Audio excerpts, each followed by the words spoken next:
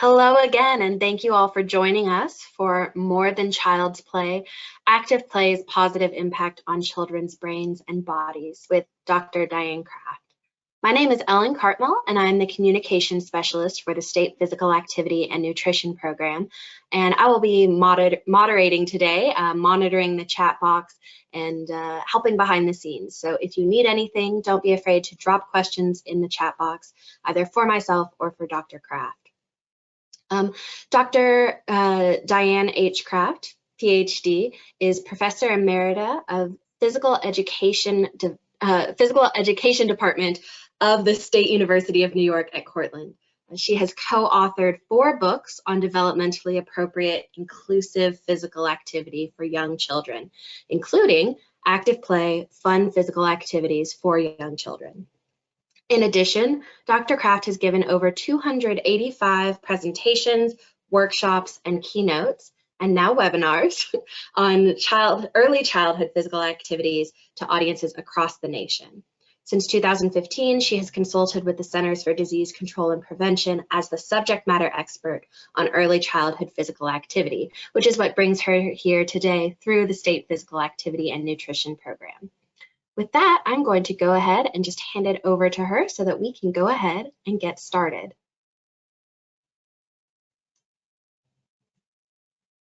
There we go. All right, you hearing me okay? Yep, we can hear you great, and I am making you the presenter. All right, so hello everybody. I'm very happy to be here and glad you could join. So let me share my screen. And one moment here. Okay, I think you can see that pretty well. So here we go. And just in terms of geography, I'm coming to you from Western New York State, south of Rochester, New York, which has lovely summers and lots of snow in winter. And apparently the winter gods are still hanging around because 2 inches of snow is forecast from tonight through tomorrow. I got to mow the lawn yesterday, so we're still dealing with winter while we're also in spring. So glad to be inside doing this today. So the training that I have a chance to share with you today is funded through the Centers for Disease Control and Prevention in my consulting contract with them, and then also through Kentucky Department of Health. And just a couple explanations here. All the photos you're going to see and the videos are all taken pre-COVID-19 pandemic. So there's no physical distancing and there's no masks, which are still highly recommended, but I'm just not in a position to be able to show images with the masking and the physical distancing. And then I say this just to cover myself. Children need to be supervised when they're engaged in physical activity because they're very quick and clever in the way they get themselves in mortal danger. So even if you don't see an adult in the frame of the photo or the video, please know they're supervised and no children were hurt in this filming. So where are we headed today? Let's just go through some of the best practices for developmentally appropriate physical activities with young children, and based on Kentucky's home-based and center-based ECE programs.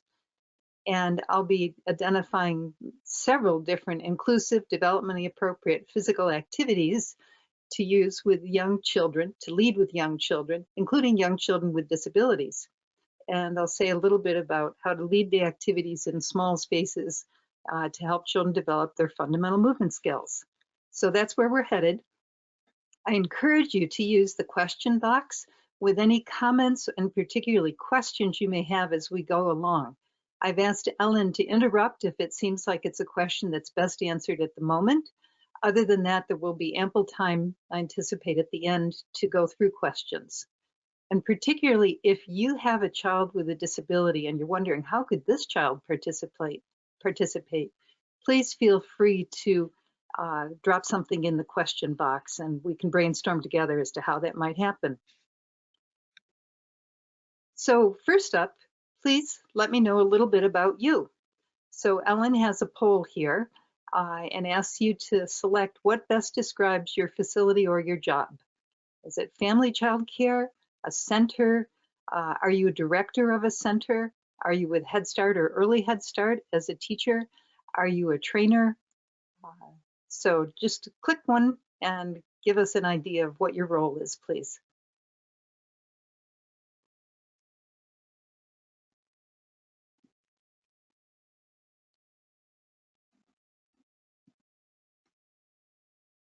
So far, we have mostly ECE trainers, but still have about half of people who haven't answered yet. Okay. Well, while others are answering, I'll speak directly to the trainers. I'm not calling out specific strategies for a trainer, but I'm modeling one approach that has worked well for me.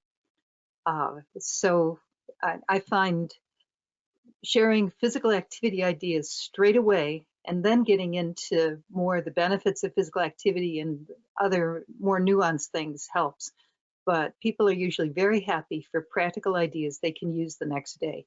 So that's usually where I like to begin. Great. Family child care providers is inching up. It's coming close to the number of early care and education trainers. We also have a couple of the other three categories too. Okay.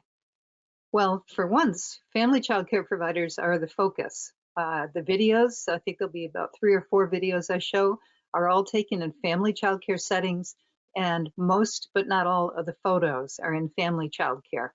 Because when it comes to physical activity, that's potentially the most challenging setting, because it's often a playroom or living room that is your area inside for physical activities. And you also have the challenge of infants on up through school age, potentially all at once. I'll primarily be focusing on toddlers and preschoolers today, but we'll also have a section on infants. So hopefully the information is useful to you. Great. So looks like it's leveled out. So I'm going to go ahead and close this. Oh. So the results were 30% family child care provider, about 10% center or preschool child care provider, 4% each directors of child care centers and Head Start teachers, 5% each of those, and then 50% early care and education trainers. All right. Well, very good. Welcome, everybody. Then there's a second poll here to help us understand the situation in which you're working now. So again, Ellen, if you would put up this poll. So are you in a situation where you're practicing strict physical distancing from everybody? Or do you have a bubble, or sometimes called a pod, or a group where you interact freely as the teacher and the children in that group, but don't interact with others? Or are things pretty much the way they were pre-pandemic, where you're not focused on physical distancing or other concerns, other than, of course, wearing masks?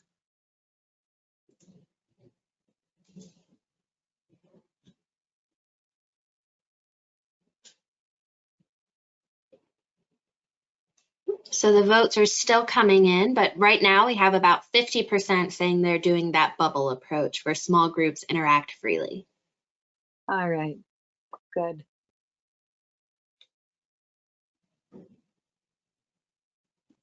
And I'm not focused specifically on how to keep physical distancing, but I'll try to add in some comments about that if you're in the group where you are trying to keep some physical distance between the children in your program.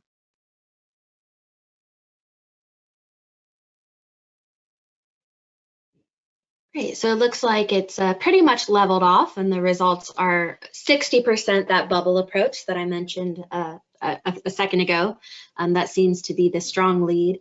And then we have 25% doing strict physical distancing for everyone, and 16% saying they're doing about the same as they were before the pandemic. All right. Well, thank you very much, everybody. I appreciate that insight into your setting. Information that I'm sharing today is what I hope will be useful to you in meeting the new regulations in Kentucky. regarding physical activity. So I've retyped here what's in the regulations and following best practices based on research. So children, just like us adults, need lots of vigorous physical activity outdoors, hopefully as much as possible. And if you're running a half-day program, a minimum of 30 minutes of moderate to vigorous physical activity each program, it's 60 minutes per day. And those are minimums. Much more is wonderful, but these are new requirements in Kentucky as the minimum of moderate to vigorous physical activity. And then it doesn't have to be all at once. It could be 10 minutes here, 15 minutes there, and so forth, to accumulate that 60 minutes across a full day. And of course, please don't use physical activity as punishment or as a reward. This physical activity is to be available to all children, particularly with the punishment. You know, that old image of the coach that, hey, you're not doing your job, give me 10 push-ups. Oh my golly, that's a great way to make no one interested in doing any physical activity. So we want physical activity to be seen as highly desirable because it's great and fun for all of us. And then of course with infants, supervised tummy time is fantastic throughout the day. So let's get into a physical activity right now. And this is using a piece of equipment that I'll explain more about in a moment. But we have 3 activities here we call easy kicking, easy punching or tapping, and easy striking. So what you see is a balloon inflated in the butt of, yep, tights work well too, and then suspended overhead from a horizontal rope. So each child has his or her own balloon, or have a bubble approach, or things are pretty much as normal. You're not working on physical distancing. Then 2 children could share the same bubble. Particularly if you are working on physical distancing, then there'd be 1 balloon per child and then more than 6 feet between, or this suspended to the next balloon to the next. And hear a little bit more about these 3 physical activities. So easy kicking, as you can see, there's a horizontal rope stretched, in this case, across the preschool classroom at about waist height. And then the legs of the pantyhose are tied to the rope, and the balloon inflated in the butt of the pantyhose is positioned so it rests on the floor. And now children can kick over and over and over again because that balloon's going to swing right back to them, giving them lots of practice with kicking. Plus, it's a balloon. So if it swings back and hits you, you know, there's no tears. It's just a lightweight balloon. And this makes it possible for everyone in a class to practice kicking at once. Or similarly, if it's in the family child care, string it across the living room and everybody can be kicking in that space. And obviously this works outside as well. Then the middle photo, easy punching, or also called easy tapping. Now we've hoisted the horizontal rope up overhead, so the balloon is suspended at chest or waist height. And you see these 2 girls are using the same balloon, so they're tapping it up, back and forth to each other. So when it's not sent up into the air, that balloon's suspended about at their chest height. This is a great precursor for catching because the balloon's suspended. And that means you're not going to be dropping it if you miss the catch. So it works on eye-hand coordination.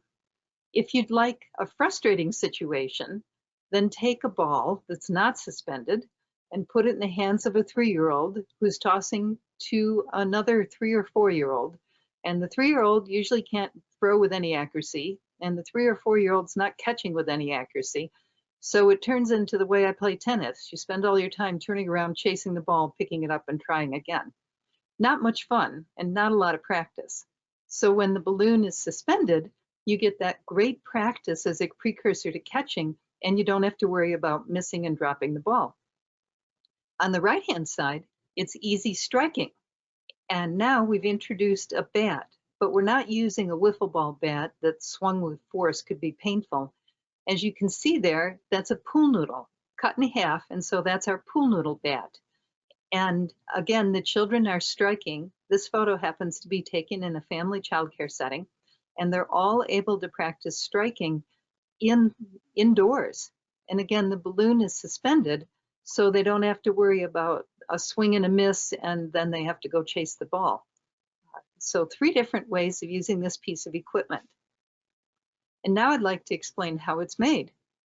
So the left-hand photo shows the butt of a pantyhose that has been stitched so the waistband is almost completely closed, leaving about a 1-inch gap where you put the deflated balloon inside. And we use punch ball quality balloons. We happen to get them at the Dollar Tree, a pack of 3 for $1. They're sturdy. I mean, you could use helium quality balloons too, but party balloons are going to pop too easily, and water balloons are definitely going to pop. So a sturdier balloon holds up for a long time under normal circumstances. So once the balloon's inside, then blow up the balloon, tie it off. I've learned give a couple extra tugs in the knot, and that keeps the air from slowly seeping out. And then the center photo shows the inflated balloon, and now that's the base of the pantyhose, the butt there, and the legs are still attached. So we've tied the legs in a square knot, and then we're going to cut off the legs. So now we've got 2 separate legs plus the butt of the pantyhose with the balloon inflated inside. Tie the 2 legs together to make one long strip. And now, if you want the balloons loose, we call it, try to keep all the balloons in the air. So it's not suspended, it's just loose, and everybody's trying to keep all the balloons from the floor up in the air. Lots of activity, lots of physical movement, and of course the balloons don't all stay up in the air, and that's fine. But if you want it then suspended, snake one end of the legs under that knot at the base of the butt, and now the legs are attached to the balloon, and you can attach the other end of the legs to the rope for what you saw before, easy kicking, easy punching, and easy striking. And that's what's shown in the right-hand photo. I'll pause for a moment because if there's any questions, I'm happy to elaborate. So feel free to put something in the question box if you'd like more information. And while you're doing that, let me see here. Whoops. Okay. So I'd like now to go on to the benefits of physical activity. Why care about physical activity? Well, there's benefits in all 3 domains: socially, emotionally, physically, psychomotor domain, and cognitively, as well as clear health benefits. So in the social emotional domain, children are making some important decisions about the way they feel about themselves when they're engaged in physical activity. And so, of course, this is when attitudes are forming, when we're toddler and preschool age. So I view it in terms of 3 different questions children are deciding for themselves. Do I like being physically active? Am I good enough at it? Is this something I want to do when nobody is making me? And we want an enthusiastic yes to all 3. I like physical activities. I'm good enough to be reasonably successful, and I want to do more physical activities, because the attitudes for lifetimes of physical activities being developed at this age. Plus, there's lots of social skills children learn when they're together. They're learning to share and take turns. They're learning to cooperate in that very tough task of compromise, and to play and talk safely when they're doing physical activities together. I'll pause for a moment. Any questions on the balloons before I continue? You haven't done it yet, but we welcome them still. Yes, definitely. All right, so, and here you see another photo of the balloons here. So there's lots of benefits in terms of physical development, and I'll be talking about fundamental movement skills a little bit later. Also, there's major health benefits, and regardless of what our personal weight might be, research shows that People who are physically active as a whole tend to be healthier than those who are very sedentary. Our bodies are made to move, so we really need to be physically active for our bodies to perform optimally and for us to enjoy good health. Now I'd like to address the cognitive aspect. So this is a graphic that I've taken from the website of Chuck Hillman, who's now at Northeastern University. He and his team have done a lot of research on the impact of physical activity of children on their cognitive performance. And in this particular study, it's children averaging 9.5 years of age, but the results are likely to apply for younger as well as older people. So on the left-hand image, it's a composite of a brain, the brain scans, while children are doing a cognitive task. And any part of the brain that's not the dark blue means that's the part of the brain that's active as they're doing this task. And on the left-hand side, the children had been sitting quietly for several minutes before the brain scan while they were doing this cognitive task. On the right-hand side, the children had been walking briskly for 20 minutes and then doing the same cognitive task. And look at how much more of the brain is lit up with green, yellow, and orange colors there. What this graphic represents is that we're using more of our brain when we've had the stimulation of being physically active prior to trying that cognitive task. And I'm sure they used repeated measures where some children were sedentary first, others were active first, and then reversed to control for practice on the task. So Chuck Hillman's research and other researchers have found that we tend to be more attentive, more focused, more motivated. We're bringing our best brains to the cognitive task when we're alert from having just been physically active. And here from a different website is a summary of, across the age span, what neurophysiologists have found. The impact of exercise, which for young children is active play, on our brains. So I'll just go through the left-hand column. So norepinephrine is released, improving attention, perception, and motivation when we're exercising. The second one down on the left, brain-derived neurotrophic factor, just referred to as Bdnf, is released, protecting and repairing neurons from injury and degeneration. So if you have a lot of gray hair like me, that message is for us. You know, move it or lose it, not only in terms of our physical abilities, but also in terms of our cognitive abilities. We're made to move as human beings. We're made to be active throughout the day.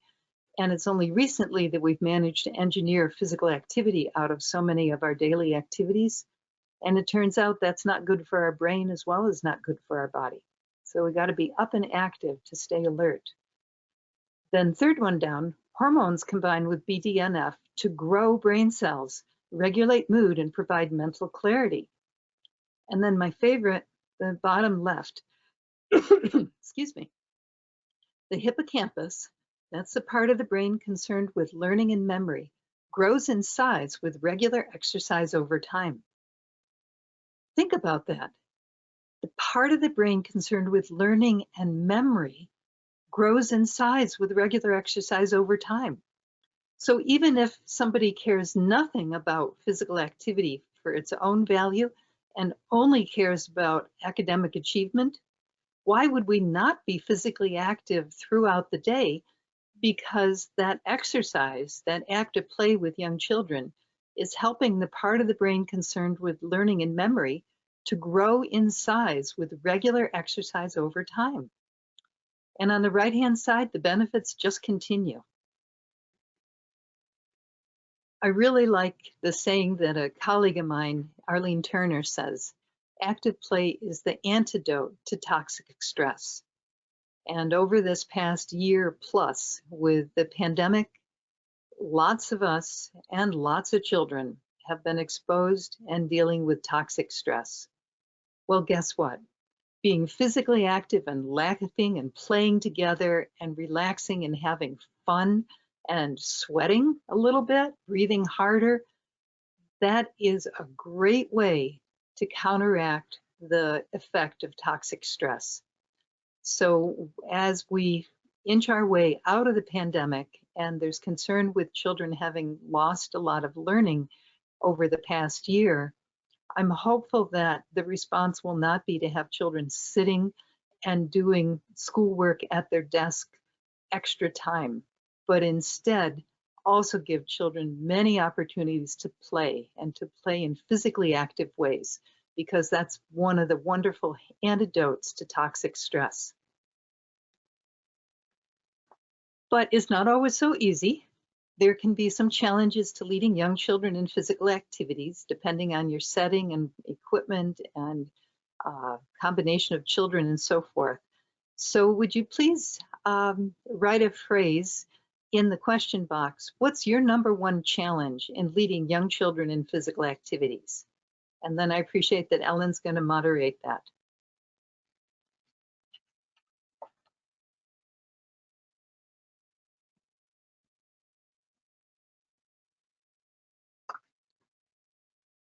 So when you think of leading young children in physical activities and you think of some barriers to that, what's one that comes to mind? If you just put a phrase for that in the questions box, that would be great. And then I'll ask Ellen to summarize what's going in the box.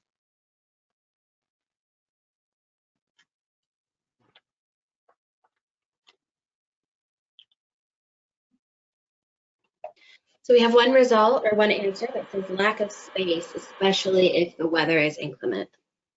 Yes, and that's a pretty understandable common one.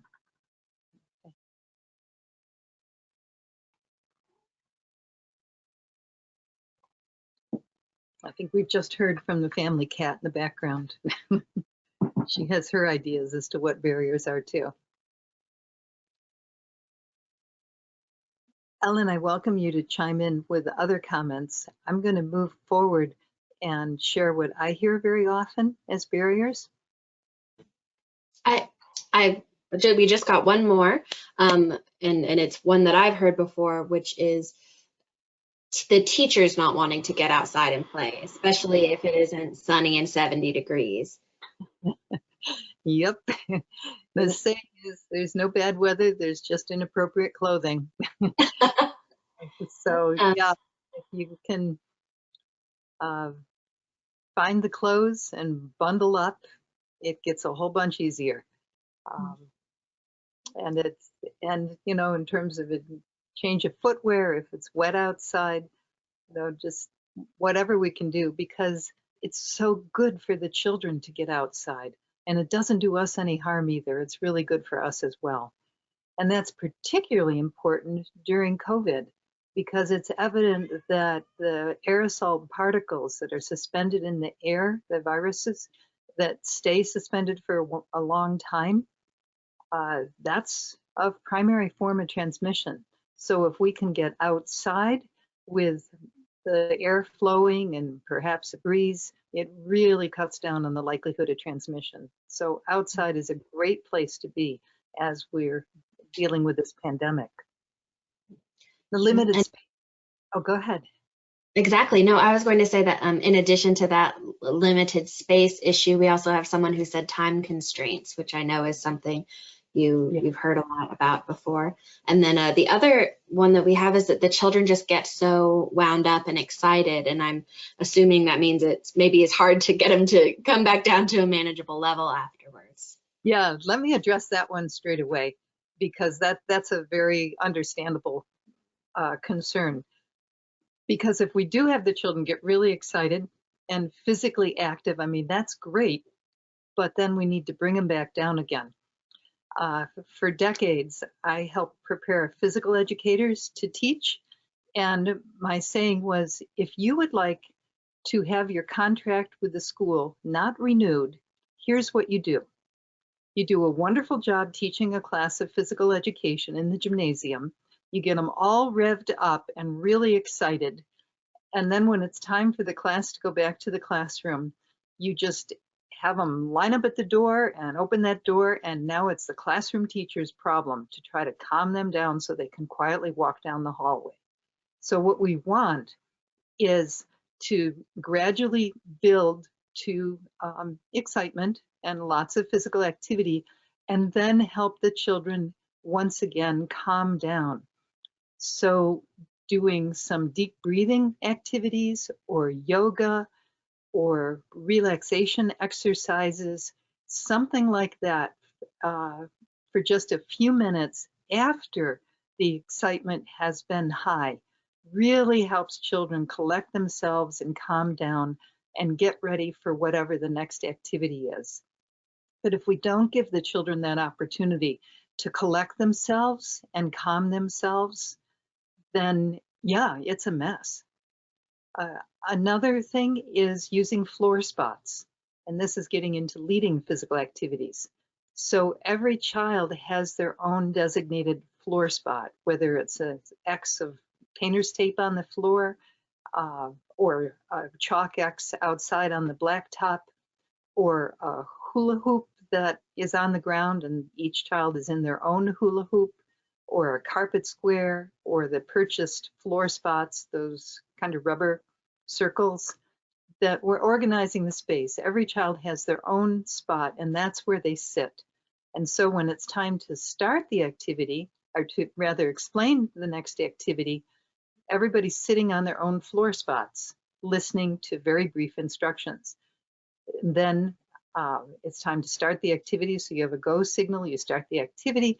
You've already have taught the children to respond to the stop signal when it's time to stop the physical activity, and have the children each go back to their own floor spots.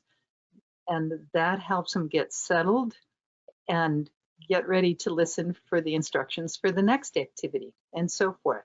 So organizing the space with floor spots, and also having a calming activity after the exciting activity before going on to circle time or whatever the next activity of the day might be, really helps.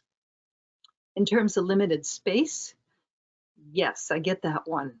And an example of how to work in limited space would actually be this photo here. So you could have the balloons suspended in a relatively small space. You could even have just one balloon suspended in a corner that the child, one child at a time, while the others are doing other things, could go to and enjoy doing easy kicking or easy punching. Probably not easy striking. If you're really limited for space, there's not enough space to introduce the foam pool noodle bat without it accidentally being, hitting another child. In terms of time, there's an activity I'll share a little bit later called matching numbers. And it's an example of rehearsing cognitive concepts while engaged in physical activity. So I'll try to call that out particularly when I come to it. But the other bit is when children are physically active, afterwards, again, they're more focused, attentive, and motivated to do the cognitive task. So it's the sort of don't work harder, work smarter. Have the children focus so they're really ready to learn when it's time to go on to whatever those other tasks might be. Having children of varying ages and abilities is a challenge. And we try to have physical activities that are somewhat open-ended or can be modified to less and more skilled children. So everybody, the toddlers and preschoolers can all play together. The personal comfort or often discomfort of us adults with physical activity, I get that. The children really don't care whether we're the best or the worst athlete on the block. They just want to have fun with us. And so I'm hopeful that we can, not worry about, do I look stupid when I do this? Do I look silly? Do I look awkward? No. Do I look like I'm helping the children and we're having a great time playing together? And just keep that the focus. So to my way of thinking, the major challenge is lack of knowledge as to what to do. And that's what I'm seeking to share today. So here's an activity called Clean Up the Floor. So, and this is in family child care. So I'll let the explanation go here.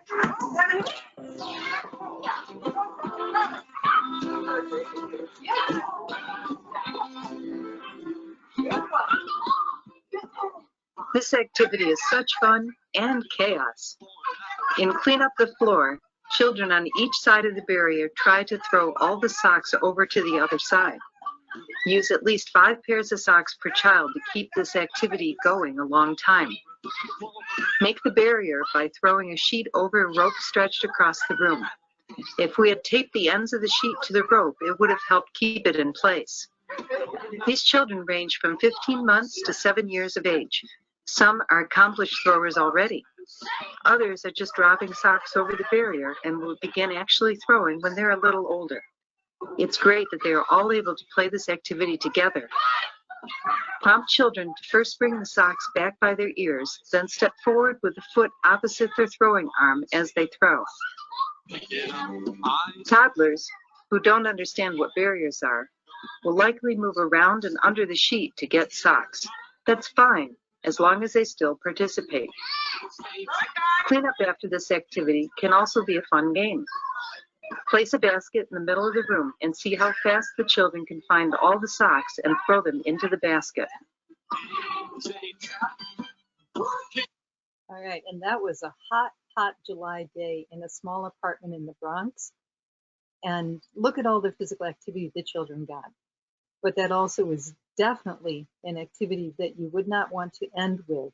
Again, back with yoga or relaxation or something to help the children collect themselves again. Here's another activity, spiders and bugs. And this is great because it needs no equipment and we do it as non-elimination. The problem with elimination activities is the children who are most skilled are the ones who are probably going to get the most practice and be eliminated last. Whereas the least skilled children are likely to be the ones that need the most practice, but they're out at the beginning of the game. So I'm not a fan of elimination activities. So in this activity, you start out with one person being the spider, and that person moves on their hands and feet. All the other people are bugs, and they move on their hands and knees. So the idea is the spider is trying to catch and tag the bugs. And of course, we go through a gentle touch. You touch gently on the shoulder or the back. And when you're tagged by the spider, you're not eliminated, you become a spider too. And so now you've got 2 spiders going for the remaining bugs. And pretty soon there's 3, 4, 5, 6, and everybody's converted from being a bug into being a spider. So again, initially you're fleeing, but when you're tagged, you become a tagger also. And again, no equipment's needed. We've done this in and among furniture in a classroom, as well as you see here on the floor in a family childcare setting. It is a workout. It usually takes 15 to 30 seconds before everybody who was originally a bug is now converted into being a spider.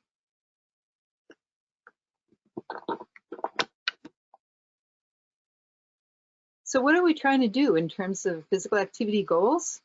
We're trying to develop more mature fundamental movement skills that I'll talk about in a moment, and help children develop their physical fitness and introduce movement concepts that I'll also address a little later. So here's the phases of motor development. Before birth and still until some months after birth, we're in the reflexive movement phase. And you see this often with young children, with infants, I mean. Then it's the rudimentary movement phase, and that's where we start to have voluntary movement with young infants, of course, head control first. And a little later, I'll share some suggestions specifically for infants, because I'm focusing mostly on toddlers and preschoolers right now. And then we enter the fundamental movement phase, which I'll be focusing on here, followed by the specialized movement phase. And that's for typically developing children from age 6, 7, or 8 on up through the rest of our lives. So let's focus on the rudimentary for a moment. And so that's where we, again, voluntary movement. We learn to roll over, sit, crawl, creep, pull to a stand. And that's what's going on with infants on up to about 1.5 years or 2 years of age in typically developing children. If there's developmental delays, usually things come along a little bit later. And now here's the fundamental movement phase. This is for toddlers and preschoolers and early elementary. It's 2 years to 6, 7, or 8 years of age that children who are typically developing are in this phase. And that's where we learn to walk, run, jump, hop, leap, gallop, slide, and skip, known as locomotor skills. That's when we learn to control objects as we throw, catch, kick, strike, trap, dribble, roll, and volley, as in volleyball. And the roll is in bowling, log roll. And that's when we develop our stability skills of axial movements, which would be like a forward roll, where it's a rotating movement, springing movements, like jumping or round off, upright balances, like a stork stand or a scale, and inverted balances, like the headstands, handstands, and much more complicated things that I can't do. So these are what we're talking about when we say fundamental movement skills. And it's really, yes. Right. We had a question in the chat a moment ago that I missed, unfortunately, but it was, how does the spider crawl in that game you were describing? Oh, okay. On hands and knees. I'm sorry, on hands and feet. So it's sometimes known as the bear walk. Your butt's up in the air and you're on your feet and your hands. Something, while we paused here, I am not able to get any response here. Okay, I think I see what's going on now. No, I don't. I'm trying to exit my slides because I'd like to demonstrate something. And I'm not finding any way to exit it. Is there a way you can stop my screen sharing? Yes. That would be great. Because somehow I can't get any controls here. And I'd love to demonstrate this next bit. Well. No controls at your end either? No. Oh, good. Hey, there we go. Thank you. Okay, now. Beautiful.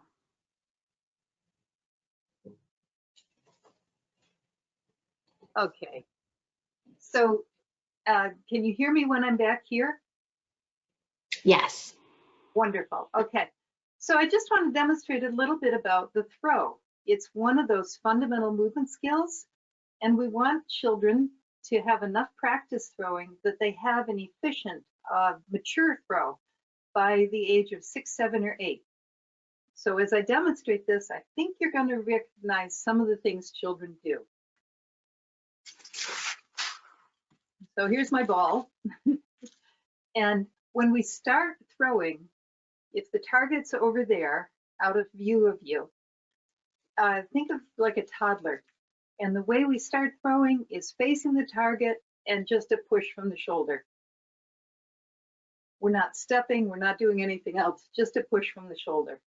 And if you were to rewatch that video, you'd see some of the youngest children doing this. And that's fine, but we want to move to the next level. So before I demonstrate the next level, which is called the elementary stage, I'd like you to think about what the last word of this sentence is. I don't want her on my team. She throws like a, yeah, like a girl. I'm sorry, probably most of us have heard that slur. There's nothing about being female that means we throw in a certain way. It does reflect someone, male or female, who has not had a lot of practice in throwing. And so with the elementary stage throw, and I'm going to see if you can see a little bit more of my body with this. Yeah, sort of. Let's try up again. What we see is we're stepping, but it's with the same foot, or the foot on the same side as the throwing arm. So I'm left-handed, I'm stepping with my left foot, and throwing, whoops, with my left arm. And it works, but it doesn't work as well as it could. For the mature throw, we're going to start with our side to the target. So the target's over there. I'm going to have my side here. And as I step forward, or as I come forward to throw, I'm going to step forward with my right foot, the foot opposite my throwing arm, and follow through diagonally across my body, like this. Now, what's going on here in the core of my body as I throw with this mature pattern? You see that? That twist matters. That means I'm getting the power from the large muscles in the core of my body through summation of forces coming out in the throw. We want to step with that twist. What's going on when I do it at the elementary level? That slur, throws like a girl. You see any twist there? Nope, no twist. I can't, because I'm stepping with the same foot as the throwing arm. There's no possibility of a twist. I'm losing all that power in the core of my body. So what we want is for the children by age 6, 7, or 8 to learn to step with the opposite foot as they throw and get that power. So just a little bit there. Now guess what happens if we're not very comfortable with throwing, if we're at the elementary stage, the middle stage? Probably we don't do a lot of throwing as adults.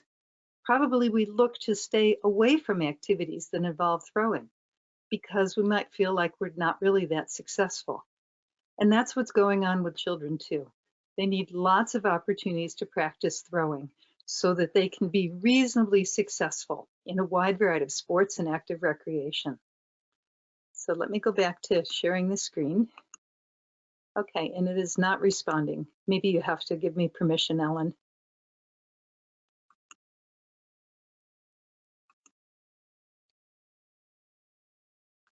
Okay, great. All right, thank you. So this is the 3 stages there. And to reach the mature stage, the 3rd stage of the throw really requires practice. So I hope as I share some throwing activities, you'll think, could I use some of those with the children in my care? And so here's some examples. In the back, so center top of the photo, you see an example of a target, and it's where there's a hula hoop that's stuffed down into a laundry basket, and then suspended from the hula hoop are pie plates. And so the children throw the socks or other soft objects and try to hit the pie plates. And it's very satisfying because they're going to swing and bang into each other, and it's like, oh yeah, I really hit it. A little bit closer to the front, you see the white laundry basket with a white core board in it and an image on it that's the target. And a little bit still closer, you see the foldable hamper that's got a pool noodle bent and stuff down in it. And then it looks like a dartboard suspended. Again, no darts are used. We're only using soft objects. And so that's another target. And then the one in front is the one I'd like to emphasize. This is my husband Craig's brainchild. So this is for all the adults who don't want to spend their day resetting targets. And I'm going to stop screen sharing for a moment so I can demonstrate this to you. Okay, good, that worked.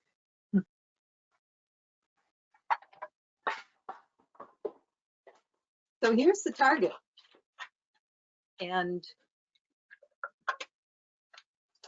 what he did was create something where children can reset the targets themselves. Just up, I gotta keep this more stable. Just pulling down. So, and they're very noisy, which is motivating to lots of children. So the idea is the children throw, try to knock the targets down with rolled socks or whatever, and then you can reset them just by pulling down on this string. So how did he make this? He drilled a hole through the center of the board. So 5 holes because we've got 5 cans here, and another hole through the bottom of every bottle and can. And then he took a barbecue skewer to get the cord on up into the bottle or can, and then tied a washer to the end of the cord. Doesn't have to be a washer, but just something that's bigger than this hole, so the cord's not going to feed out again. And then he put the cord down through the hole that he drilled in the board and extended on here. But this little bit is the most important part. You see there's another washer he tied here. Again, doesn't have to be a washer, but something that's bigger than that hole in the board. So that means when this is knocked over, it falls over, but it doesn't fall off the board. Because if it fell off the board, when you pulled on the string, you'd just be banging the bottle into the bottom of the board. So we literally want the bottle on a short leash. Then he tied all strings together into a knot here. So you just pull straight down on the knot and the targets reset themselves. And children love to do this.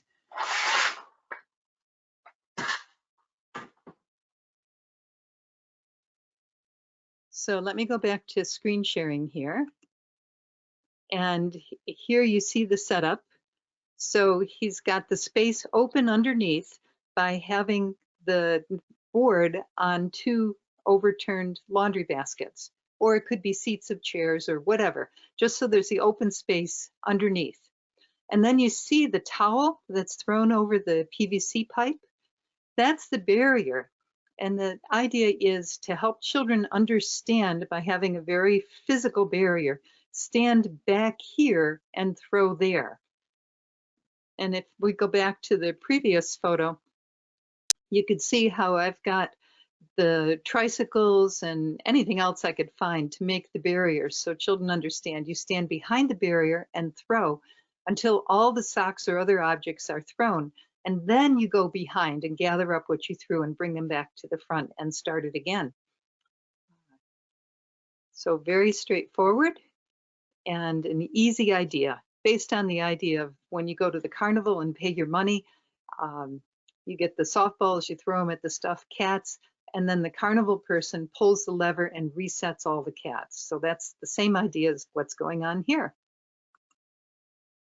Now here's another physical activity idea, and let's do this one together. So I'm going to stop sharing again so you can see me. And this is a chance to scoot back, find a little bit of space around where you are, because physical activity is good. It's going to help us stay motivated, focused, more attentive, ready to learn more information. So what I've done here is take 2 Kleenex boxes. I left the Kleenex inside for a little bit of weight. And on one of them, I put the numbers 1 through 6. On the other, I put different locomotor skills, and it's there. The light reflects a little bit. So I've got the skip, the hop, the walk, the slide, what else have I got? The jump,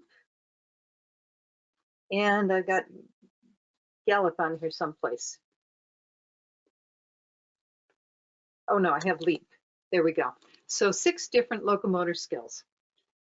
This idea is not unique to us. It's been around a long time, but it just adds some novelty to what children are doing, and that's really helpful for motivation.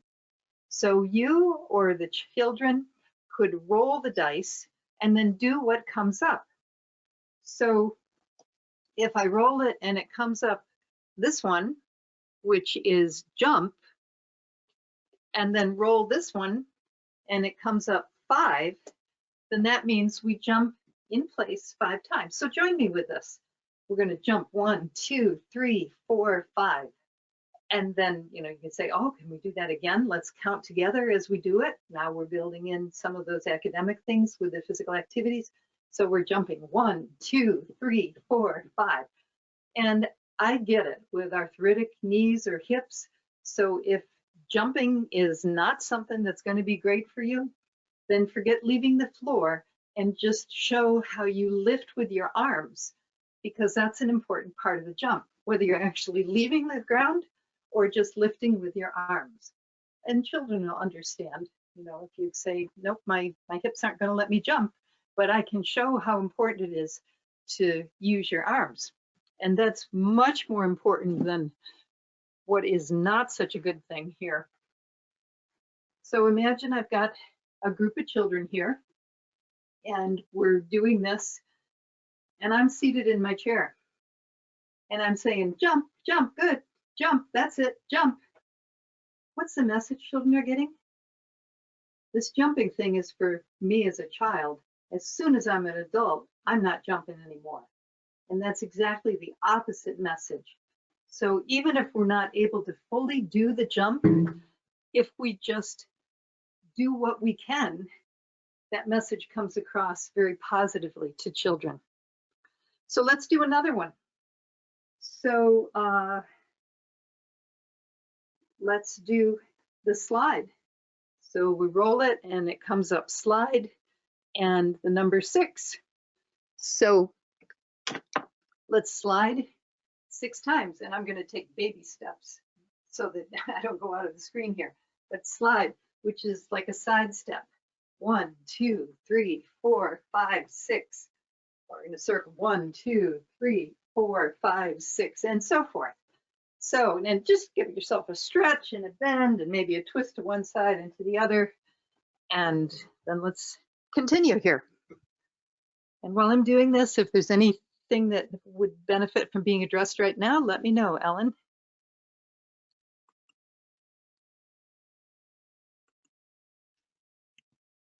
Okay. So again, easy to make and just introduce some novelty. Now, when it comes to physical activities that are for toddlers and only toddlers, that gets a little trickier. Toddlers and preschoolers playing together works great because the preschoolers understand more, can do more, and they sort of lead the toddlers along.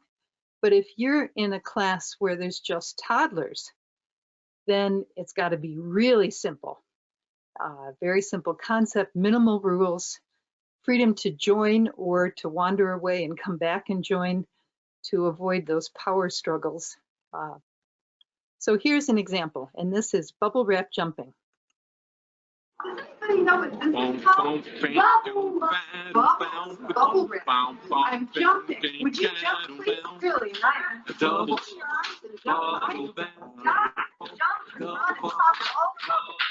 This is a great way to have children practice the fundamental movement skill of jumping. Prompt children to bend their knees and lift with their arms as they jump. Help them with the rhythm of jumping by playing lively music with a clear, even beat. For safety, be sure all children move in the same direction and keep their mouths away from the bubble wrap.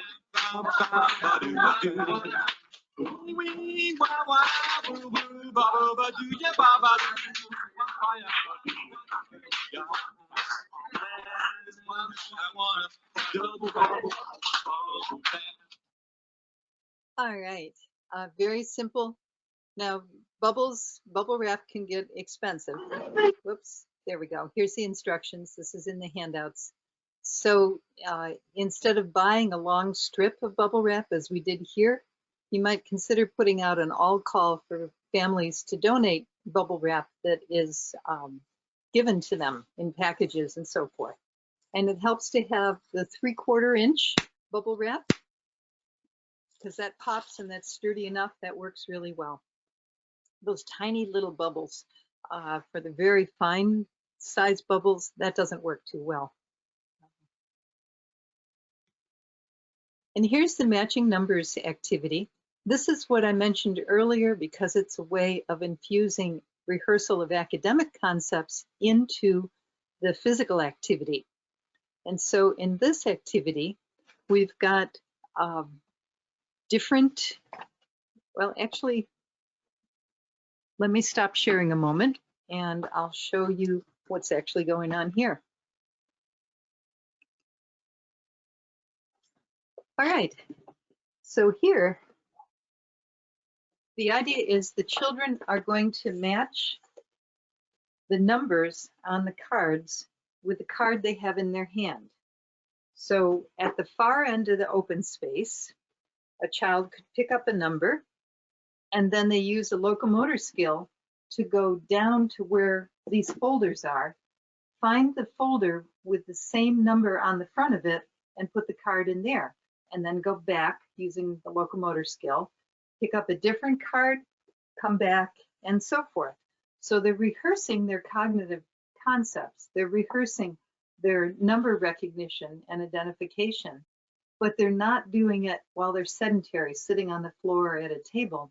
They're doing it as they're moving back and forth, which we know helps them be more attentive, focused, and motivated. So it's a good way of learning. And what can they be doing as they're going back and forth?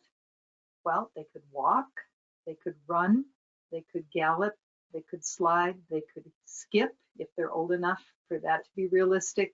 They could tiptoe, they could go backwards. If it's a carpeted surface, they could do a log roll down, and so forth. So they can get lots of physical activity as they're going down and back as they're rehearsing their cognitive concepts.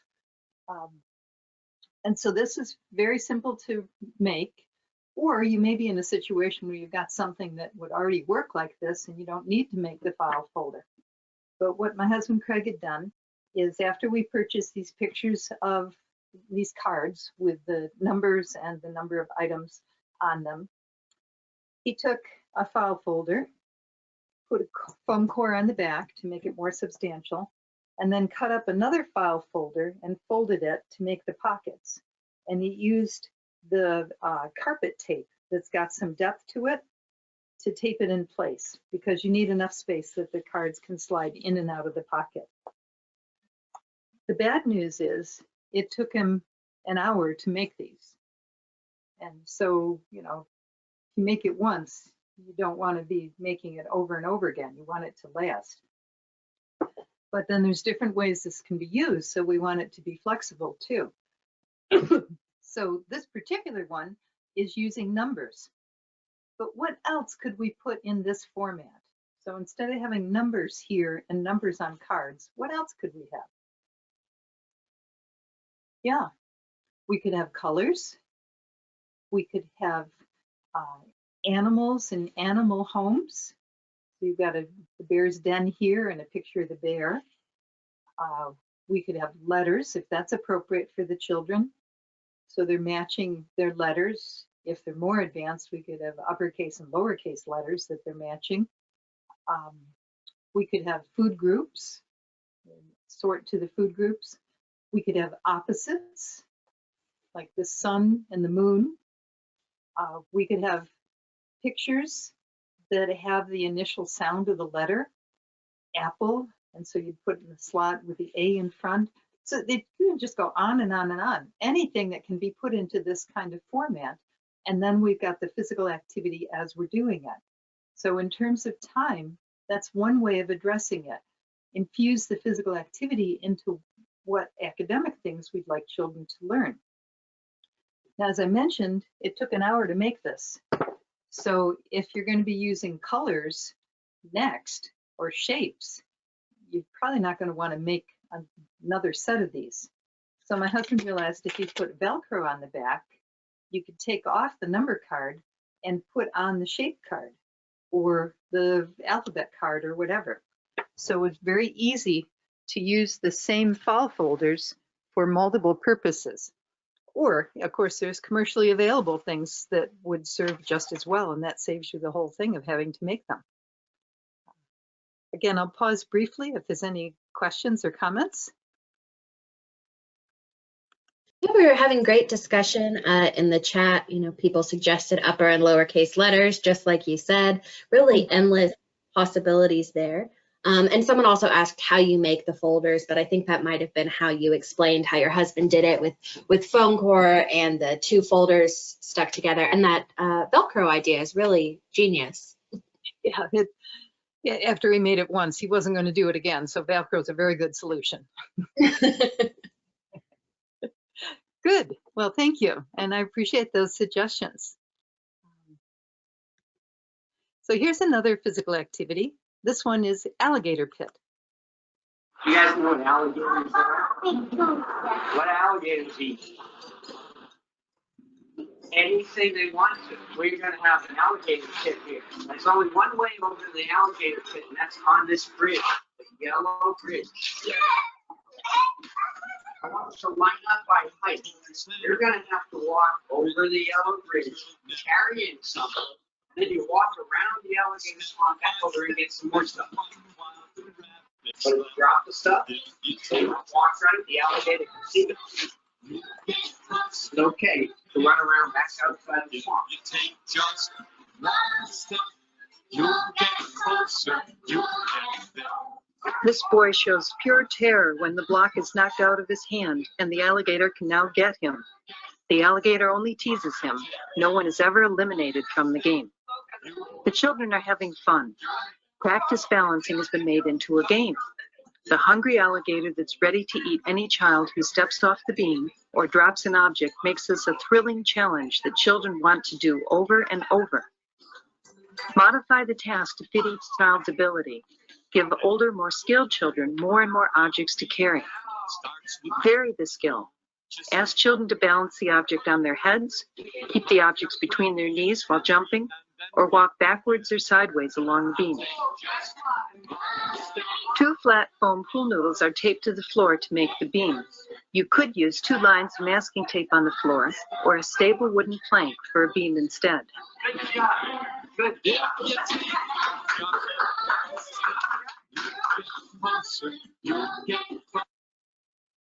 All right. And I want to acknowledge the music you hear in the background is by the singer-songwriter Vincent Nunes, and we use his music with permission and compensation. Also, the image that I'm seeing that I think is what you're seeing is very, very jerky. That is not the way these videos are. It's just, I guess, the internet connection here. So just a quick note, flat foam pool noodles are no longer available in most places. So we use pipe insulation and tape that to the floor. So that's a workaround.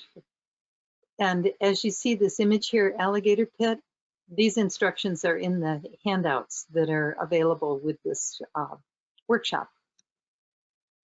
So here's another physical activity break. So please join me. Get up, scoot back, and let's do some movement together. And this is put together by friends of mine. It's called Play in Place. So let's do the movements as they're said.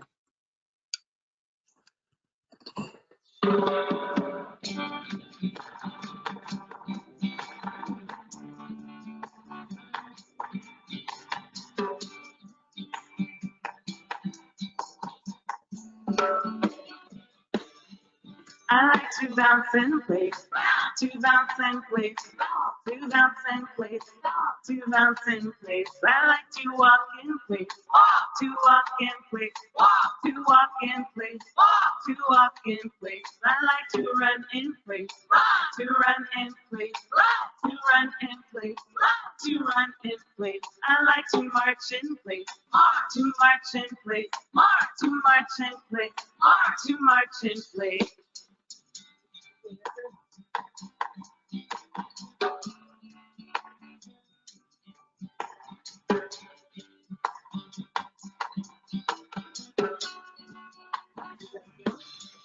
I like to climb in place, to climb in place, to climb in place, to climb in place. I like to jump in place, to jump in place, to jump in place, to jump in place. I like to hop in place, to hop in place, to hop in place, to hop in place. I like to kick in place, to kick in place, to kick in place, to kick in place.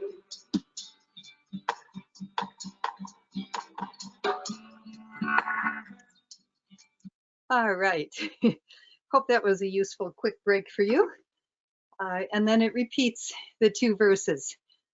So the song in English and Spanish, put together by Arlene Turner and others, is available for you to download from the handouts. And it's an example of what to do in small spaces. So you can easily have each child in their own floor spot, put on this lively music, and they can do all these movements right in place. It's also something that's really handy. If it's transition time and something happened, you got to have something you can do with the children right then, very briefly. Just put this on until whatever you were to go to next becomes available. And so as you see here, these are some other songs that involve movement, and some of my favorites. So Vincent Nunes has a whole CD titled Move, Move, Move, and lots of the songs on that really promote movement with young children. And Laurie Berkner has great things. I Know a Chicken, I Feel Crazy So I Jump in the Soup are two of my favorites, and Goldfish as well. And then Linda Carson and Choosy Kids, My Heart Says Thanks, is another really good one. And I'm sure there's several others. If you have a favorite and would like to put it in the chat, please do so. And I'm welcome to share that with others. And I said put it in the chat, but I really mean put it in the question, because I guess that's going to be the best place to monitor for this. So do you have a favorite song that promotes movement with the young children in your care?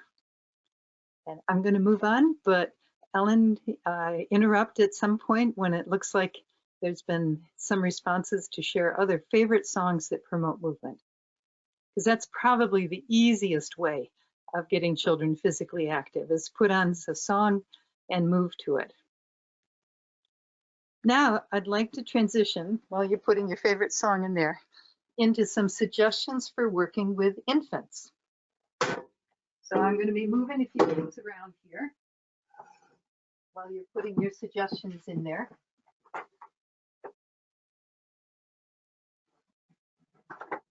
It looks like people really like Jim Gill. People are talking about his a jumping and counting song, the silly dance song, really the whole CD.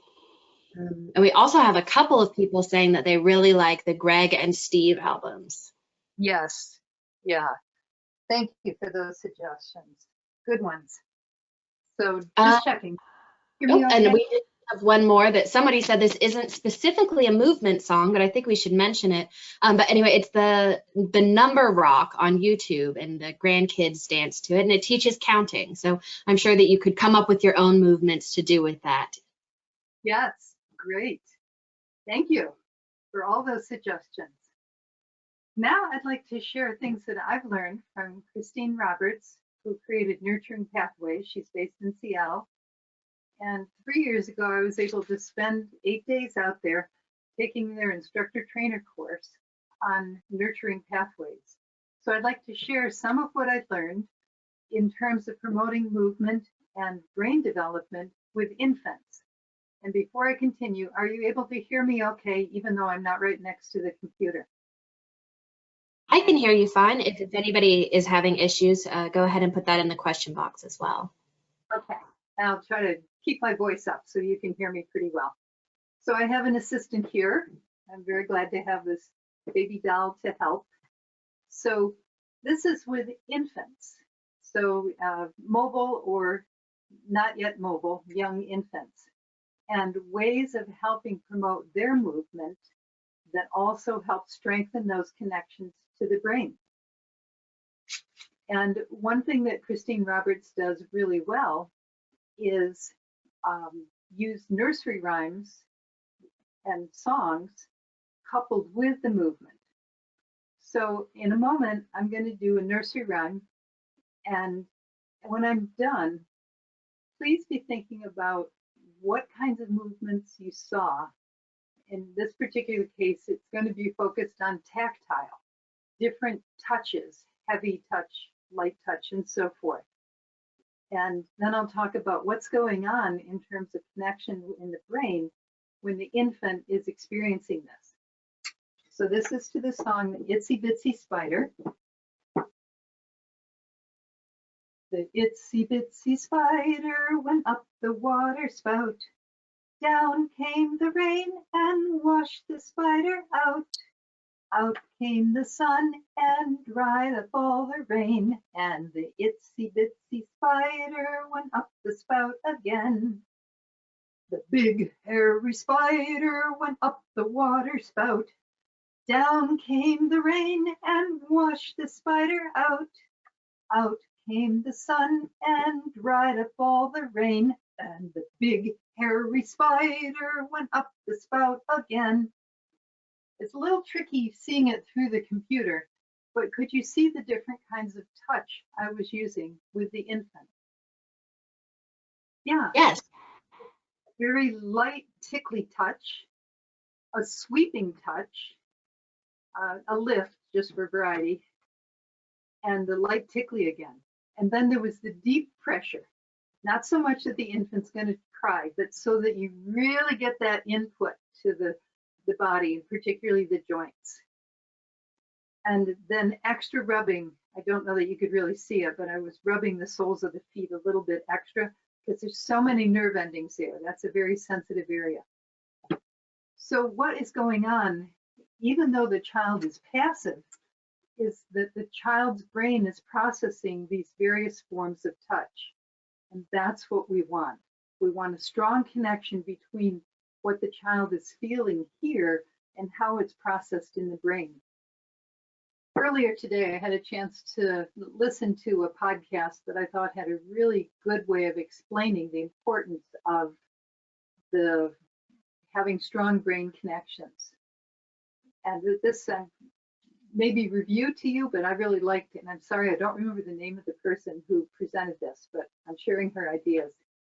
So she said, imagine you're walking on a beach and it's dry sand.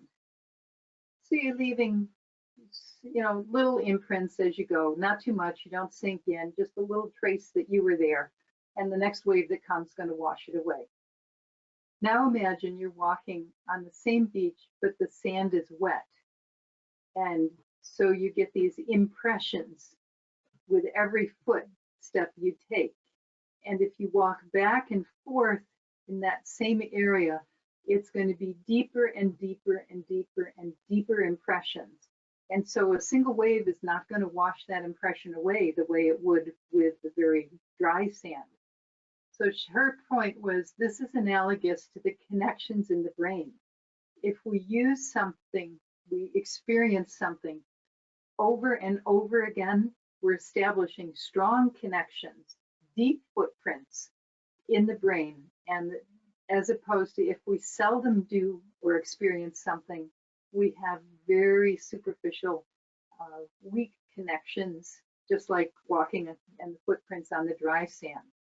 What we want is very strong connections between tactile input and how it's processed in the brain. What we don't want is for the infant to spend a lot of time in a carrier, not moving, and not establishing any strong connections. So this is one example here.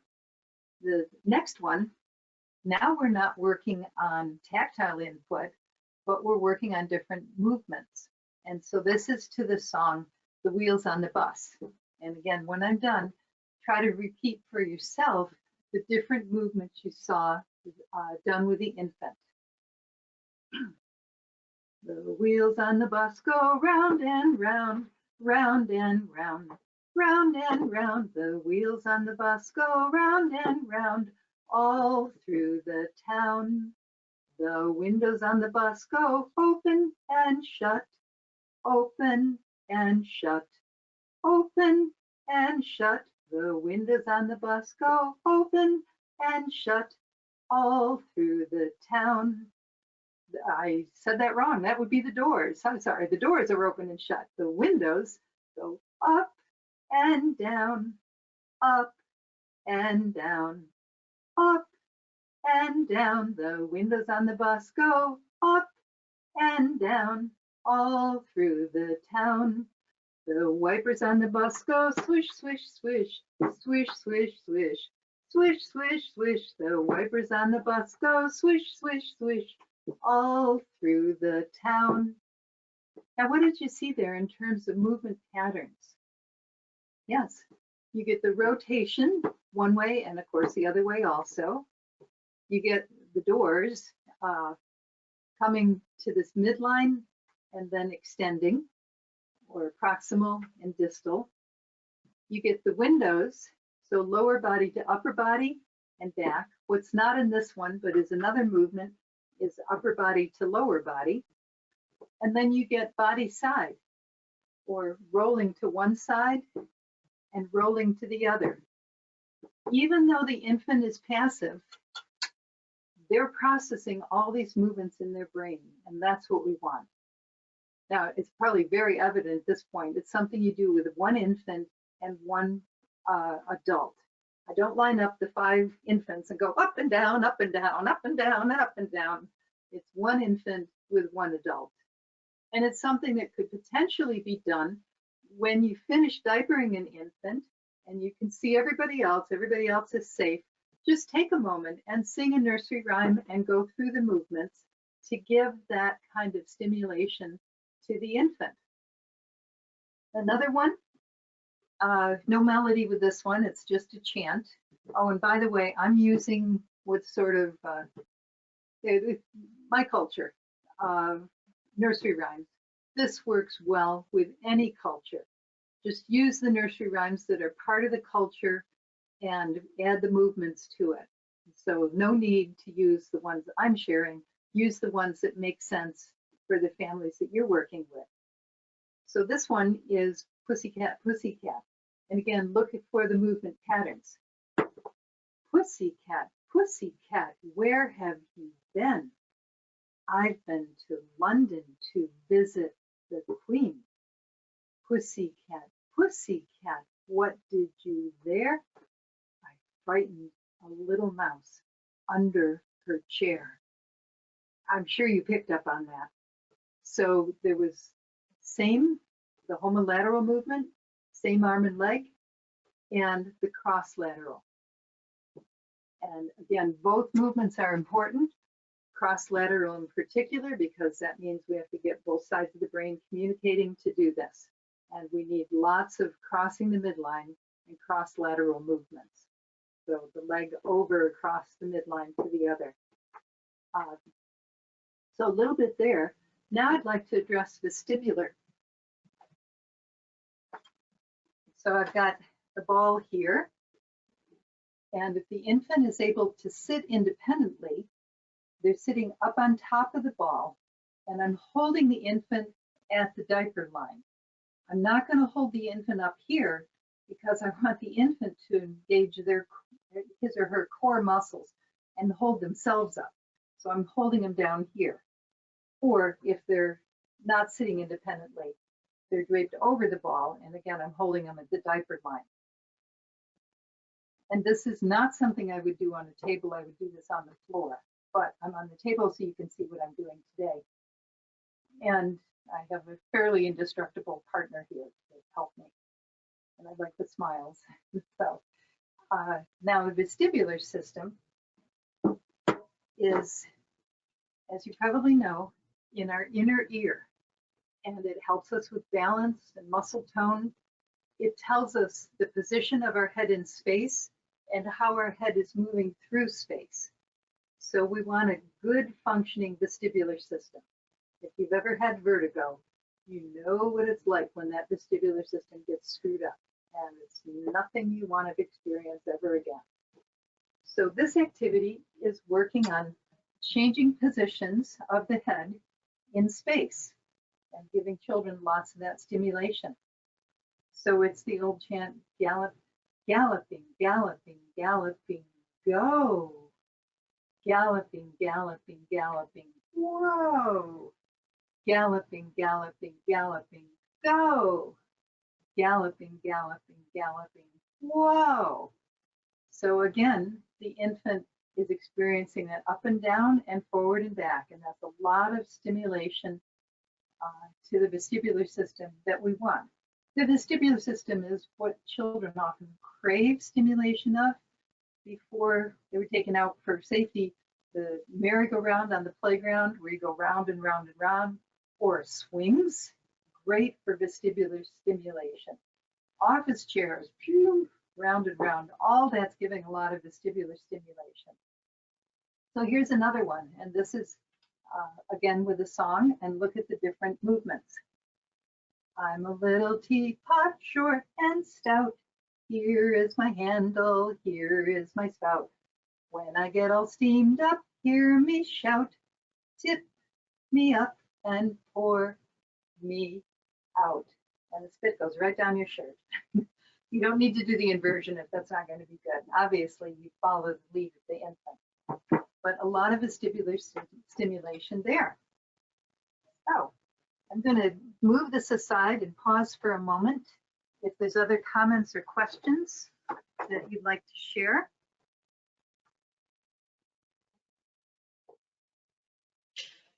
We just have some comments saying that this is really cute, great activities, and overall people love that you give us examples and show us exactly what to use and what to do.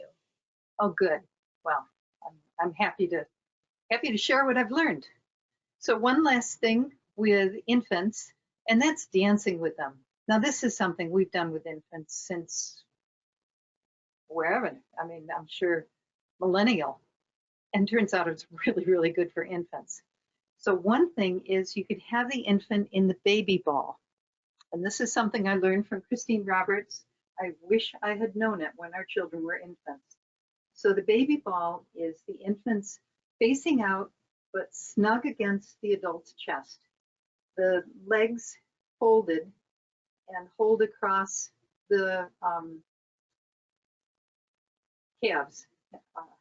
And if you've got a free finger, bring the hands to midline. And this is a very secure position. I'll come a little closer so you can see. For the infant, the legs tucked up, the hands in midline, snug against the chest of the adult. And I had been told ahead of time that this is a very calming position for infants. And I really questioned it until I saw it in action over and over again. And why? If you work with infants, you probably can give plenty of good reasons. Yes, it's the fetal position.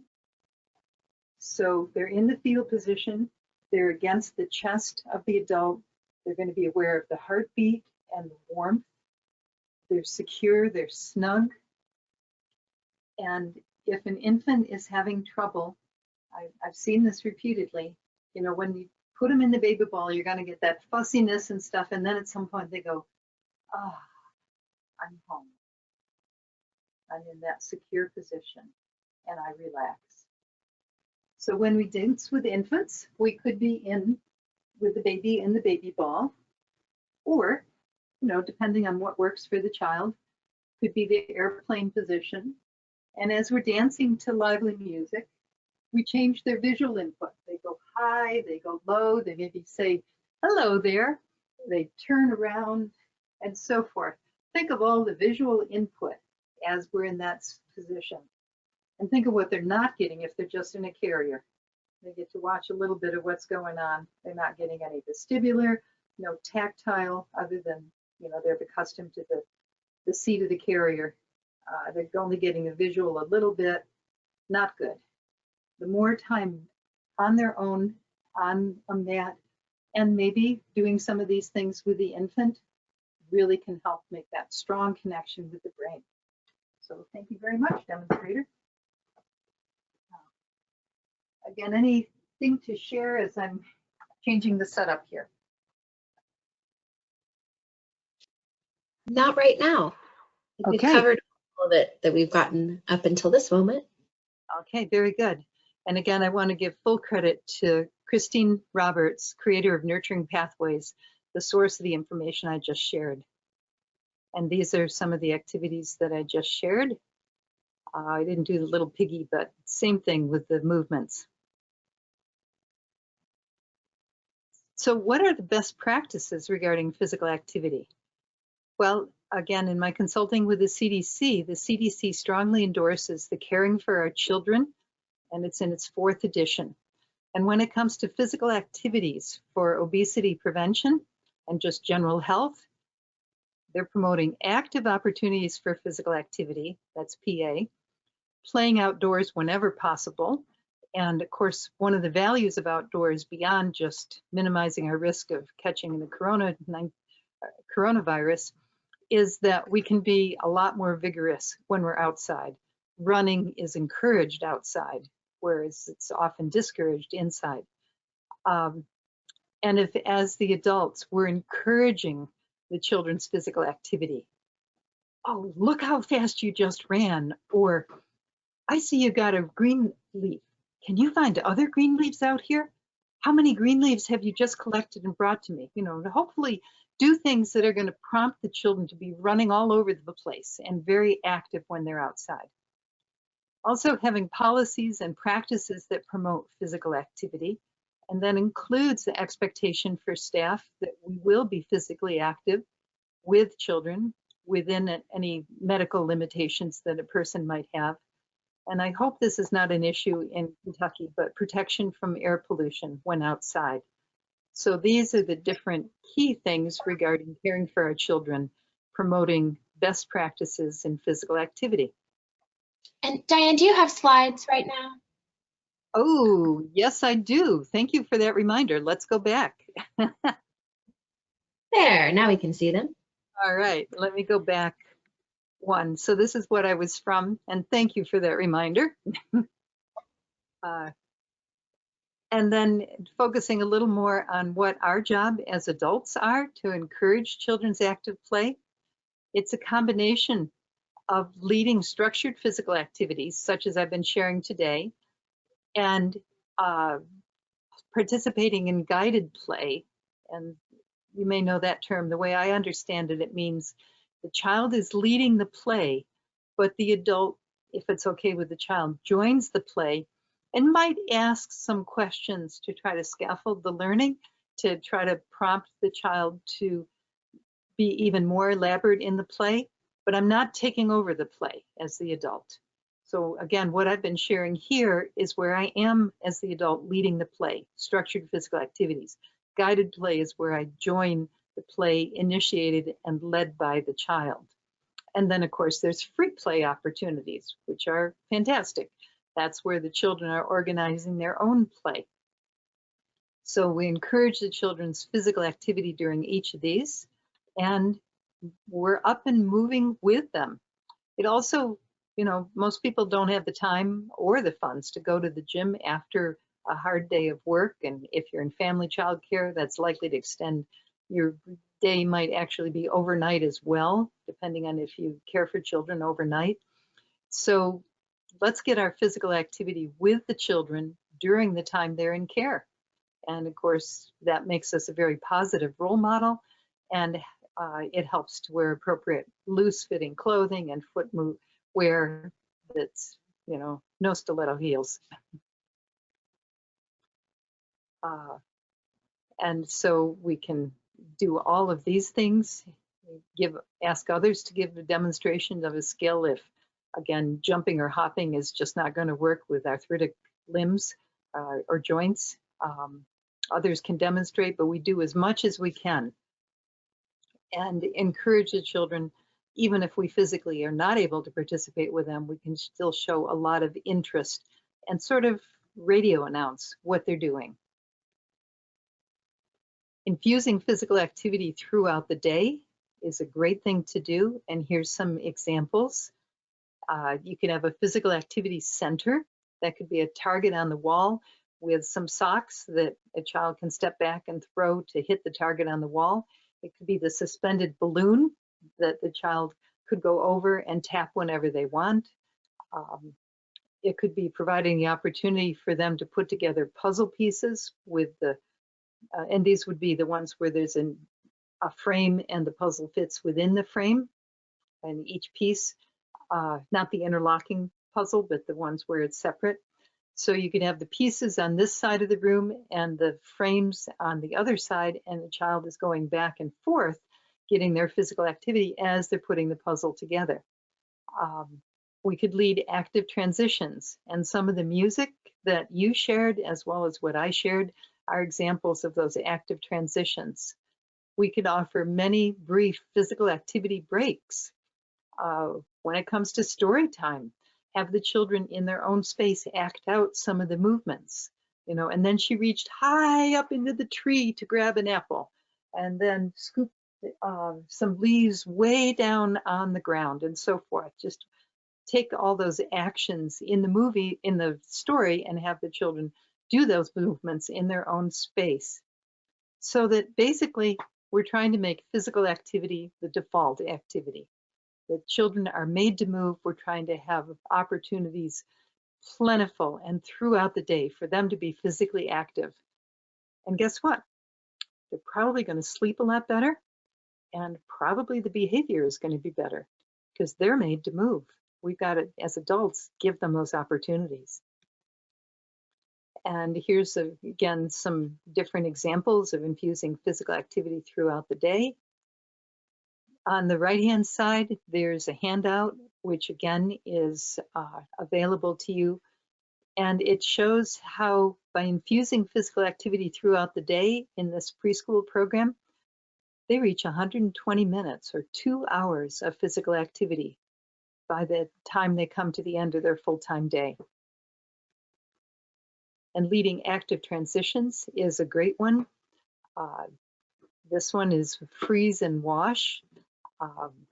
Now this is elimination, and I'll explain to you why I'm okay with this elimination, but you'll have to decide for yourselves.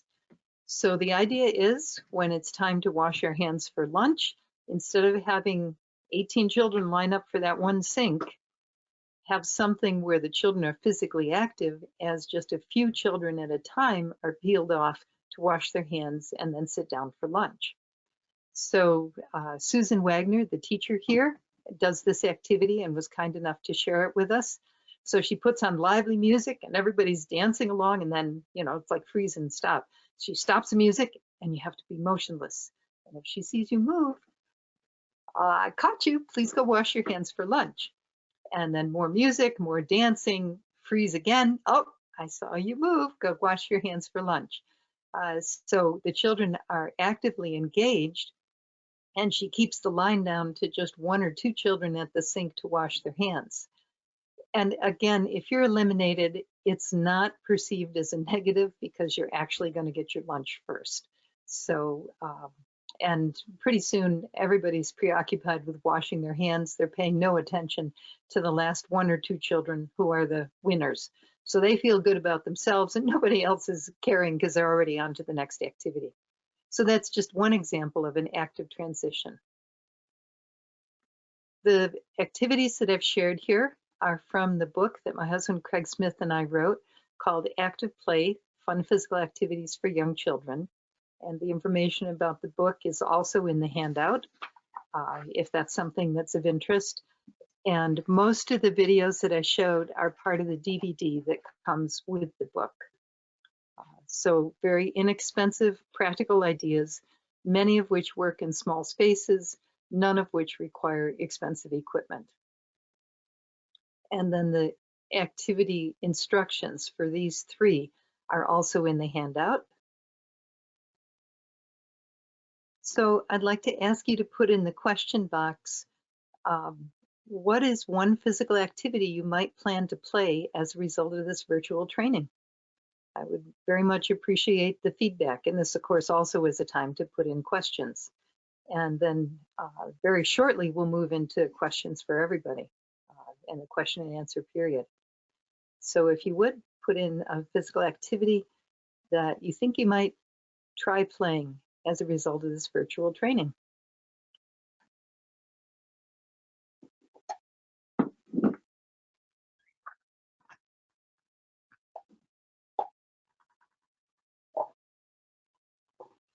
And if you've got that already typed, this is probably a good time to stand up and take a stretch, or for me, a drink of water.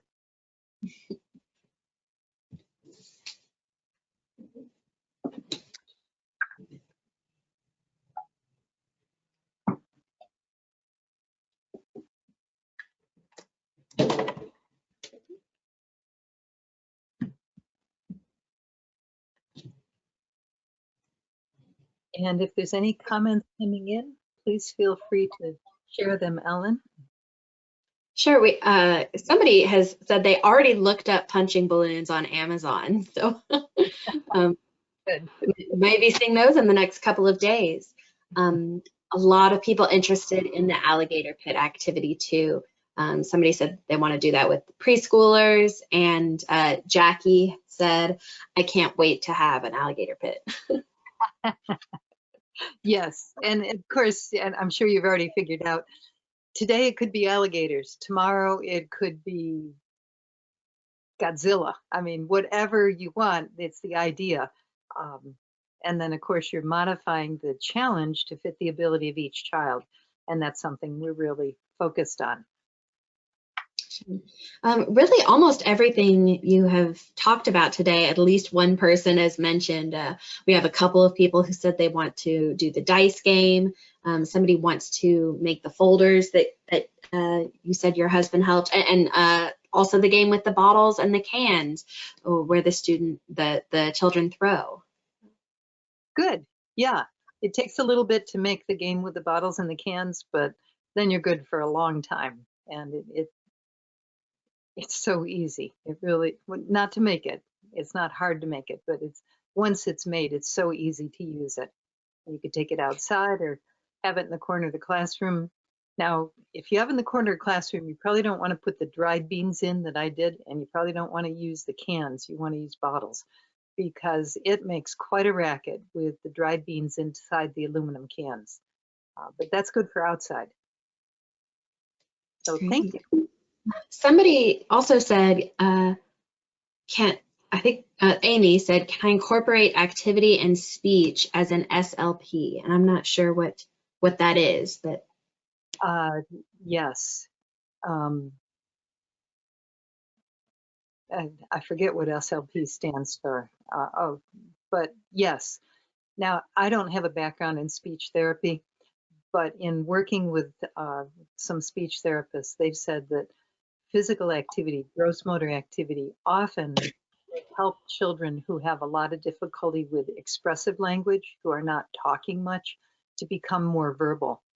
So Renee McCall, from whom I learned a lot of activities a couple decades ago, would teach adapted physical education to preschool children, and the speech therapists in school would come down and give speech lessons during the physical activity or physical education time, because they could get so much more out of the children when they were joyfully engaged in play and enjoying that gross motor movement. So it's so great.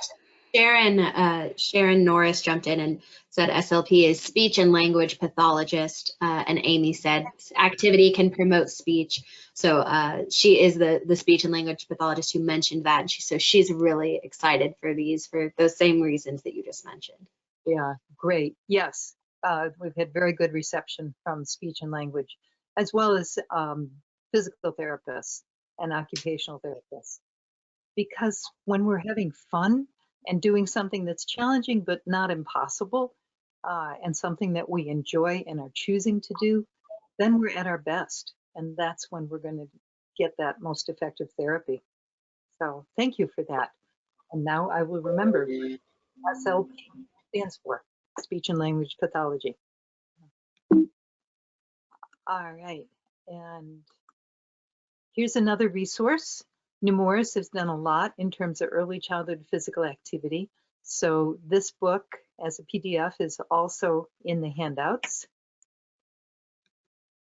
as are these posters that will lead you to the Better Kid Care online training modules.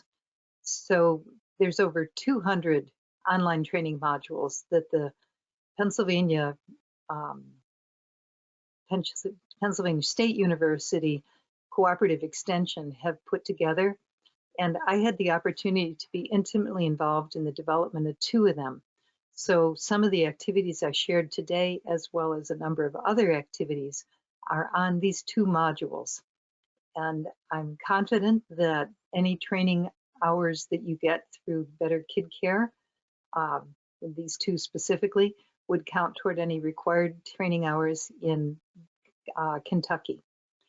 So you could view it on take the module on your own, and there's no charge. But if you want the training hours, you take a short quiz at the end and you pay $5, and then you get that credit for the training hours.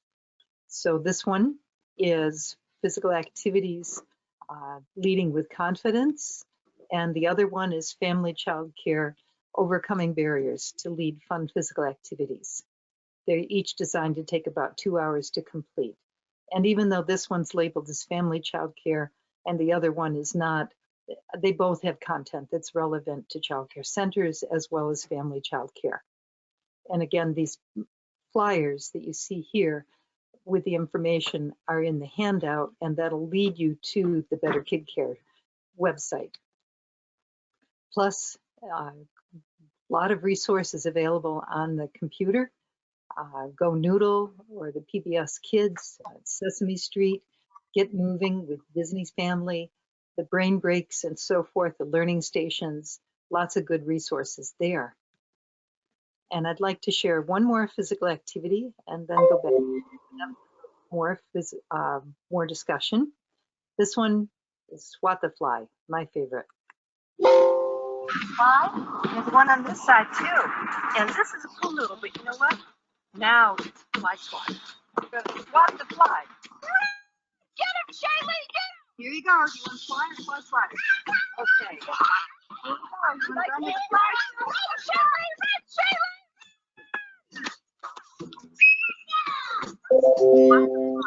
An original with us, gives children a great cardiovascular workout, running around dragging or swatting flies. It works well both in large country yards and small urban plots. And this is one of the few times we tell children that it's okay to try to hit something. The fly is easy to make. Attach a cord through a hole in the rim of a Frisbee. Take pictures of a fly on each side of the disc. A 6-foot foam pool noodle cut in half becomes 2 fly swatters. Children can switch from dragging to swatting whenever they wish. Have the children all run in the same direction to avoid collisions. Remind children that only the flies get swatted. During warm weather, be sure children don't get overheated. Have plenty of drinking water on hand. If you object to swatting flies, put pictures of drums on the discs and have children chase the drums with their foam pool noodle drumsticks. Children with different running speeds can all play together. Slower children chase the slower flies, and faster children typically run after the faster flies. All right. And again, the handout with those instructions are with the other handouts. Again, I'm going to open it up to questions and comments, but for a little bit, I'm going to leave my contact information here. I love giving webinars. I also love traveling, but that's out of the question for a little bit longer. So if you have an interest or know of an organization that has an interest, please contact me. Also, I'd like to bring your attention to 2 additional handouts that I haven't addressed yet. One is a list of free physical activity resources on the web. So I've gone through the different places that I'm aware of where you can download lesson ideas or sample policies, assessments, and so forth, and training opportunities. So that's attached. That's like a 5 or 6 page handout with links to or suggestions for searching to get to the resources.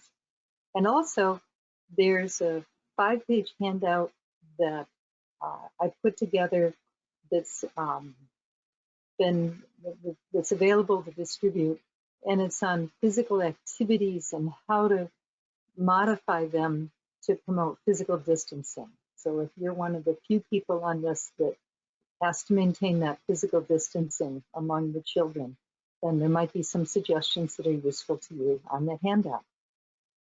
So with that, I'm going to stop sharing my screen and invite other discussion, comments, questions. We have a couple of comments so far, and I'm hoping we'll get some more questions. But our first question that we've gotten so far is, will these PowerPoint slides be available? I don't think the slides will be available, but this has been recorded, correct? And Correct. there's plans to make the recording available, yes. Okay, so if you attended today, if you're on here listening to this, you'll be able to see a recording of it later as well. Yeah. And I believe the recording is going to be made available more widely. I don't want to say specifically, but I think that has been the intent, because the people at the state level are very aware that there's new requirements regarding physical activity. So they're trying to provide resources to providers so that they can comfortably meet those requirements. Sure. Well, a couple of comments that we've gotten. I love this one. Somebody said that you remind them of Mr. Rogers, and that is one of their favorite people. So definitely a compliment. I don't think I deserve that, but thank you. I mean, Mr. Rogers is amazing. No, I am not in that league. Thank you. I appreciate it. He is just amazing. I think it's all in that sentiment of wanting everyone to be included, wanting everyone to understand their capabilities and be excited about what the day offers. Yes, and now I haven't addressed too much specifically for individuals, young children with disabilities. So if you have a young child with a disability in your program, would you please put that in the chat and describe, like, is it a physical limitation, developmental delays, autism, Down syndrome, you know, what? And I'll try to address some of that more specifically. And in addition to that, draw your attention to what I already shared, in that if you have a 4-year-old with a developmental delay in your program and you saw a 2-year-old participating in the activity, then probably that 4-year-old could participate as well, because they might be functioning at the level of a little younger child. And then again, another concept that I hope is coming through is vary the challenge within the activity so that everybody participates together, but at a level that's appropriate for each child. And so, for example, with the throwing, the clean up the floor, the youngest child is standing right next to that rope and just dropping the sock over. But it wasn't too evident, but there was a second grader back by the kitchen, and I'm at the window at the front of the apartment, and we're throwing as hard as we can across the entire apartment toward each other. So we're all participating together, but each at our various, at our own level. Similar with the swat the fly. One thing I noticed when I first led the activity was that the children who could run really fast wanted the challenge of the flies being dragged quickly and went after those. Whereas the ones who had some orthopedic limitations and with effort could only walk at a moderate pace, they found the flies that were being dragged more slowly and went after those. So again, we're all participating together, but each has found a challenge within that activity that fits their ability. Sure. It's just so perfect and can be applicable to anything. And you've given us great options for size, budget, and not only the individual child's capabilities. So thank you. We just got another question, which is, where can we find your books? If you go, well, first, if you just Google my name, or if you go to activeplaybooks.com, that will show, that's our website, or just call me. Lots of different ways, and even work. And if you identify that you were part of this workshop, then it's $35 plus shipping and handling, as opposed to $39 plus shipping and handling. I know we all appreciate a discount. Andrea says this was just such a fabulous training, and there are so many fantastic ideas. So thank you. I appreciate Sharon did leave a note about better kid care courses. She said most PSU courses count, but you can look on the ECE TRIS or TRIS to make sure that the module will count toward your licensing. That's a good point, yes. Because I know some do count, but I don't know if all of them do. But every state except, I believe, Montana accepts training credits with better kid care. So I'm sure Kentucky does. But good point about whether that module counts.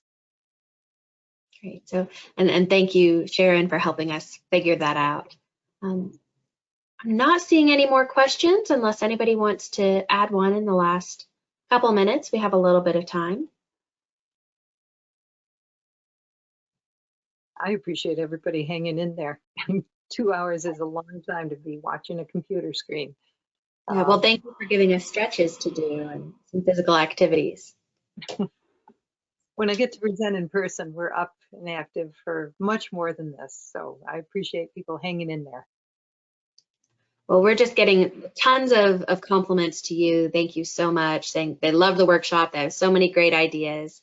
And I think the best one is from Elizabeth, and she just says, "Diane, you make me want to go play." And I think that's the best compliment you could get, probably. That's it. And the children want to play too. Let's give them those opportunities. They're made to